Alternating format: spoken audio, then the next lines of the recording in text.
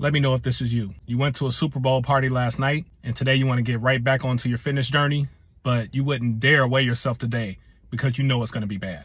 If that sounds like you, you're not alone.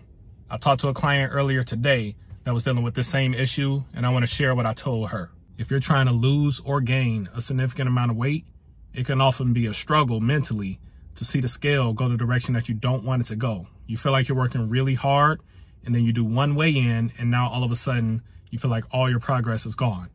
And this gets into your head. It makes you not want to weigh in when you know you had a bad weekend or a bad day, and you want to push off that weigh-in until next week.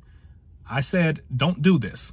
This is part of the reason why you have a bad relationship with that scale weight.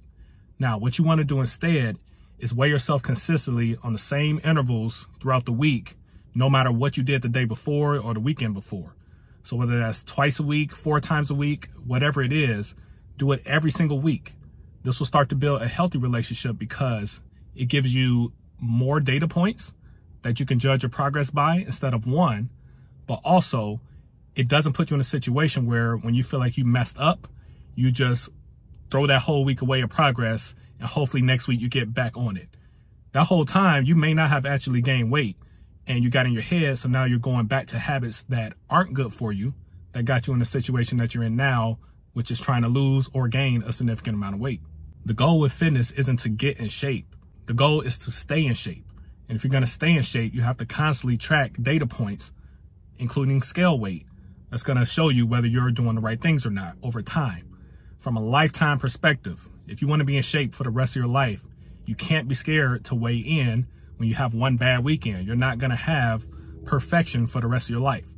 But you want to see those trends of, if I have a weekend where I go out, where I drink a little bit, where I eat a bunch of high carb foods, high fat foods, high calorie foods, can I still do that and still be on track with my goal? Because the answer may be yes, but you'll never know that if you don't weigh in.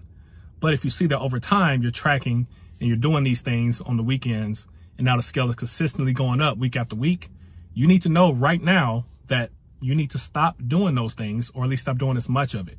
But if you don't weigh in, again, you never know. You just put it away like it doesn't matter, but it does. Your body's going to be that weight no matter what.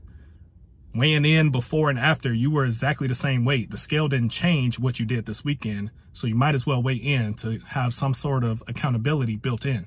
Once you accept that scale weight is just a number, the emotional attachment starts to go away. And that comes from repeatedly weighing in. Good, bad days, it doesn't matter. Weigh in. And this will help you get over it so you don't see every single measurement as I did good or I did bad. It's just what the weight is. This is what you are today, and that's fine. And then tomorrow or maybe a couple days later, you weigh in again. So whether it's good days or bad days, if you do it over and over again, it's just like working out, where the first workout you do is going to be really, really tough to even just get into the gym. The second workout, really, really tough. But by your 100th workout, it's not the same emotional strain to get in there and get the job done. The same thing is with weighing yourself on a scale. The first time you weigh yourself, you're like, oh no. Second time, you may be like, man, it's not really doing anything. But the 100th time, you're not going to have that same emotional stress from weighing in. You already know this is how things go. It goes up sometimes, it goes down sometimes. That's just how it goes. So for beginners, it's very helpful to know this about scale weight. How much water you're retaining, whether it's from having a high carb meal the day before or the day of, being dehydrated from things like alcoholic beverages or just not drinking enough water in general, being stressed, not sleeping enough, having literally too much crap in your system that you haven't pooped out. All those things can affect your scale weight in a pretty major way. So for instance, if you're up 5 pounds on the scale, you could literally just be up 5 pounds of water and not have gained any fat. On the flip side, if you're down 5 pounds, it doesn't mean you lost 5 pounds of body fat or lost 5 pounds of muscle. It could just be you peed out a bunch of water, so now you lost a bunch of weight. But the more you weigh in, you will start to recognize these things. And again, that emotional attachment with the scale goes away, and you accept the scale number for what it is. It's just a number. It's just showing where you are today, right now. Later today is going to be completely different.